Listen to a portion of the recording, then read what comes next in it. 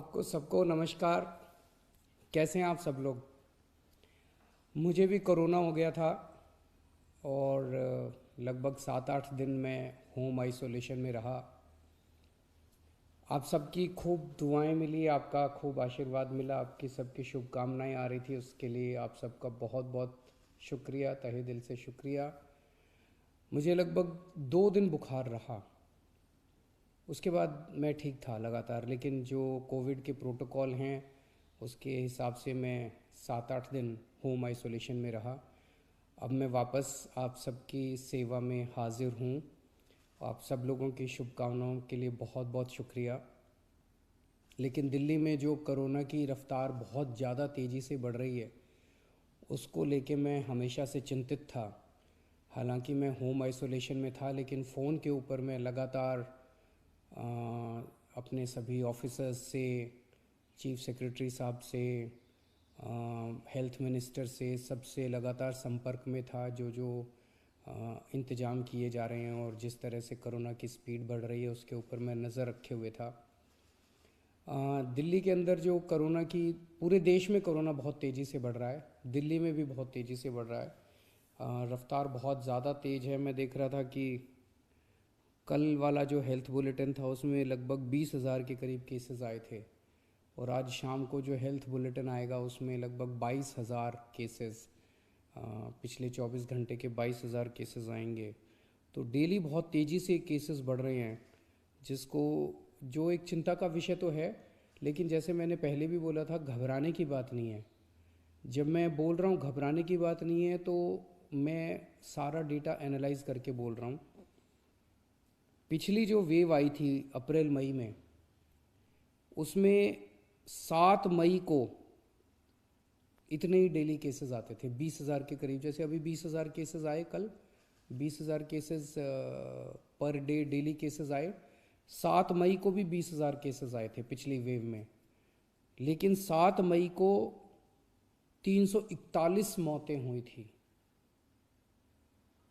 341 मौतें। लेकिन कल जब 20,000 केसेस आए हैं तो 7 मौत हुई हैं। एक भी नहीं होनी चाहिए, लेकिन कंपैरिजन में केवल 7 मौत हुई हैं।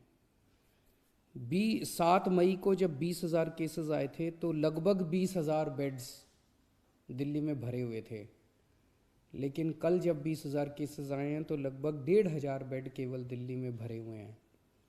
तो उस तरह से इस वेव के दौरान डेथ भी काफ़ी कम हो रही हैं और लोगों को अस्पताल जाने की भी काफ़ी कम ज़रूरत पड़ रही है। ये डेटा मैंने आपको इसलिए नहीं बताया कि इसलिए अब हम मास्क पहनना बंद कर देंगे और गैर जिम्मेदार हो जाएंगे। ये डेटा मैंने आपको इसलिए बताया कि पैनिक करने की कोई ज़रूरत नहीं है, घबराने की कोई ज़रूरत नहीं है, डरने की कोई ज़रूरत नहीं है, लेकिन जिम्मेदारी के साथ काम लेने की ज़रूरत है। जो मैं बार बार बोल रहा हूँ कि मास्क पहनना सबसे ज़रूरी है। मास्क पहनना सबसे ज़रूरी है। कई लोग मेरे से प्रश्न पूछ रहे हैं, लॉकडाउन लगेगा? हम लॉकडाउन नहीं लगाना चाहते। लॉकडाउन नहीं लगेगा अगर आप मास्क पहनोगे तो। मास्क पहन के घर से बाहर निकलो, मास्क पहन के चारों तरफ घूमो। अगर ज़रूरत ना पड़े तो घर से बाहर ना ही निकलो, अभी थोड़े दिन कोई ज़रूरी नहीं है, लेकिन मास्क पहनना बहुत ज़रूरी है। सोशल डिस्टेंसिंग बहुत ज़रूरी है। हम लॉकडाउन नहीं लगाना चाहते, फ़िलहाल लॉकडाउन लगाने की कोई हमारी मंशा नहीं है। और हम चाहते हैं कि जल्दी से जल्दी ये वेव ख़त्म हो, और कोशिश हमारी है कि कम से कम रिस्ट्रिक्शंस हम लोग लगाएं, ताकि लोगों के रोज़ी रोटी चलती रहे, लोगों के रोज़गार चलते रहें।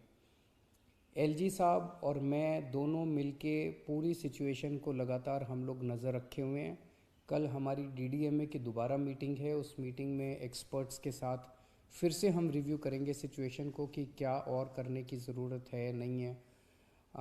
केंद्र सरकार से लगातार हम लोग संपर्क में हैं, केंद्र सरकार से भी हमें पूरा सहयोग मिल रहा है।